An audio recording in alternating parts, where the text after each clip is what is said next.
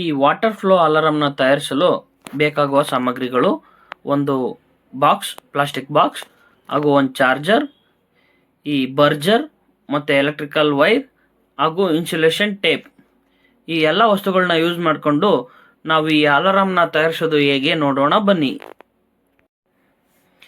ಇದು ಈ ಅಲಾರಂನ ಕನೆಕ್ಷನ್ಸ್, ಯಾವ ರೀತಿಯ ಕನೆಕ್ಷನ್ಸ್ ಮಾಡ್ಕೋಬೇಕು ಅಂತ ಈ ಒಂದು ಚಿತ್ರ ಬರೆದು ತೋರಿಸಿದ್ದೀನಿ. ಇದೇ ರೀತಿಯಾಗಿ ನೀವು ಕೂಡ ಕನೆಕ್ಷನ್ಸ್ನ ರೆಡಿ ಮಾಡ್ಕೋಬೇಕಾಗುತ್ತೆ. ಈಗ ನಾನೆಲ್ಲ ಕನೆಕ್ಷನ್ಸ್ ಮಾಡಿದ್ದೀನಿ. ಈಗ ಇದು ಹೇಗೆ ವರ್ಕ್ ಆಗುತ್ತೆ ನೋಡೋಣ ಬನ್ನಿ.